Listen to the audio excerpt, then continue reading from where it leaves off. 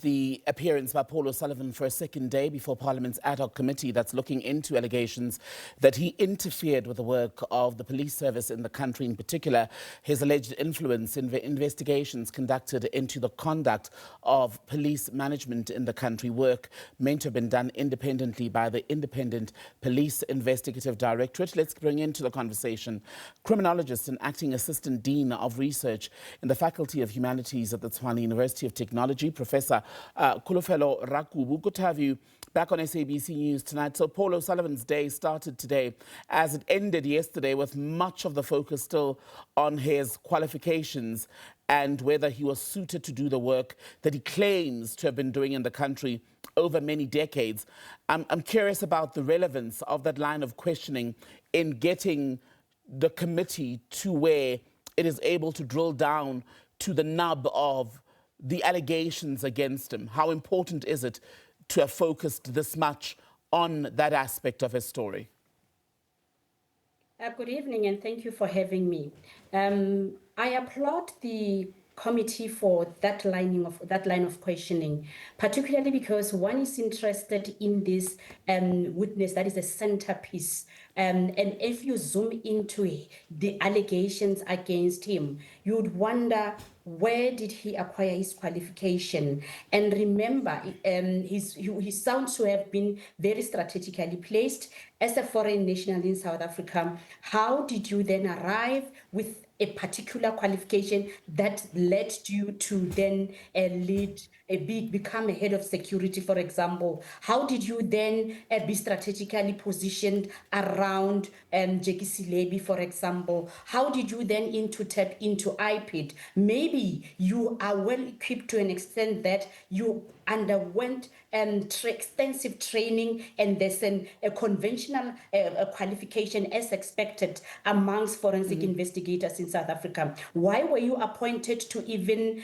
train? Because he boldly claimed to have even trained President Ramaphosa at some point. Therefore, it is viable to ask, what qualification do you have? What did you bring that is so unique that South African had so many investigators, but you had to then come in to investigate this and that, to find yourself in IPID, to have your hands in the slush funds, to even lead AXA security, for example. So that was also to determine the nature of implications, the nature of the allegations around him. What qualification do you have? What the decision he taken, and the nature in which the nature of his association, for example, you would obviously be interested in his qualifications. Let me ask you then about how well the members of the committee have done ultimately in proving the main allegation against Paul O'Sullivan. Well, it's in two parts, right? The main issue here is that he allegedly interfered in the work of law enforcement agencies, and the latter part is that he threatened members of law enforcement, including the now former acting commissioner of police, Khomotso Phahlane. Cedric Nkabinde as well says he received similar threatening messages from O'Sullivan as recently as when this committee had already started its work. Has that been established without doubt?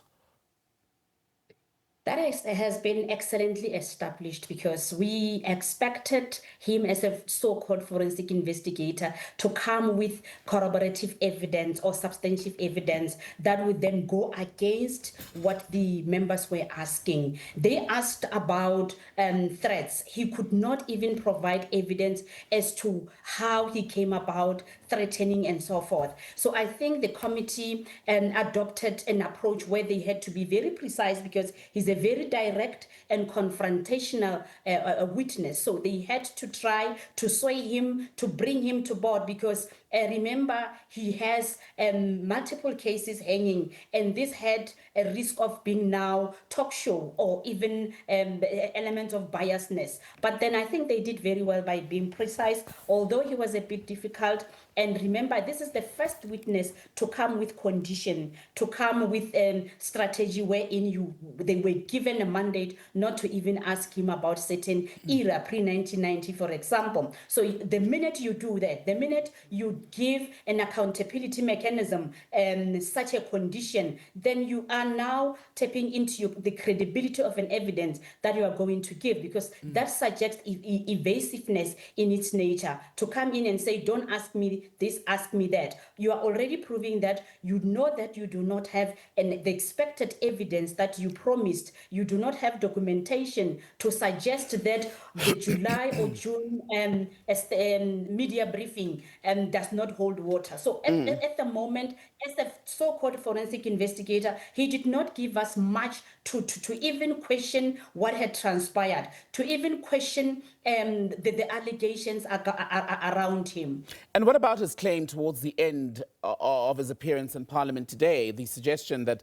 in fact, it's not a suggestion, it's something he said outright, that the KZN Police Commissioner, Nhlanhla Mkhwanazi, had met with National Commissioner Fani Masemola in Pretoria at a hotel where they worked together on this PowerPoint that Mkhwanazi then relied on when he made the allegations of the capture of the criminal justice system that ultimately has led to the establishment of the Ad Hoc Committee and the Madlanga Commission. Because we were told, even in Masemola's appearance, that Mkhwanazi had acted independently. If what O'Sullivan is saying about that meeting at a hotel in Pretoria is true, how much of a problem might it present for Mkhwanazi and Masemola, if any? Obviously, we are highly interested in the evidence that will corroborate that indeed that meeting took place. Where is the evidence? Just like other witnesses, there will be records, right? There will be documentation or emails or proof of phone calls that at this particular time, Mkhwanazi's phone or Masemola, the network them together or something like that. Or even the allegation should be thoroughly corroborated. Should it be true? I think the committee is well advanced that at this stage they know who was where at what particular time, because I think the committee could have taken Masemola to task that on this particular day, this is where you were. So now we are waiting Paul O'Sullivan to come with a counter argument that is going to then prove that Masemola lied under oath and Mkhwanazi did not act independently because this and that. Then we're waiting from, obviously from the called forensic investigator. Such evidence should not even be difficult to source, to come in and say they are making this allegation and this is what they've done. Because remember, this South Africans have since been waiting for proof regarding the Louis Vuitton bag and the money and so forth,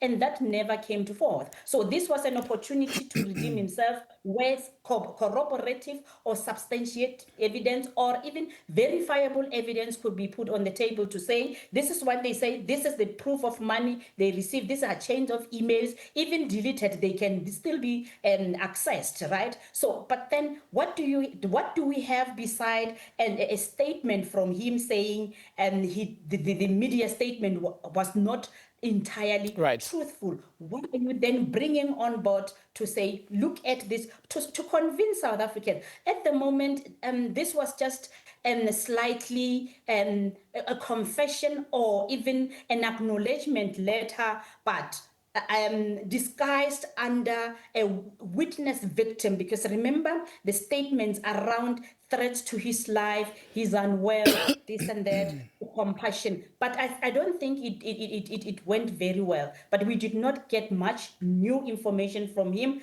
We were waiting for robust, explosive evidence where we would even see video footage of Masemola and Mkhwanazi in one place to prove that this was something else. But what he proved is his belief that Sibiya is innocent. In not so many words, he then expressed his ideologies around Sibiya's capabilities to run the SAPS. In not so many words, he even implicated himself because he has agreed to even have had privilege to be in possession of dockets, to investigate Patlani, to then be friends with Brian McKnight and many other controversial figures that have been identified. And Prof, it's Robert McBride and not Bride McKnight in this instance. But tell you what, let's go play some Bride McKnight as I let you go. But thank you so much for your time this evening. The Prof, clearly a lover of R&B music there, helping us sum up the day's events out of the Ad Hoc Committee in Parliament. Criminologist and Acting Assistant Dean of Research in the Faculty of Humanities at the Tshwane University of Technology, Professor Kholofelo Rakubu.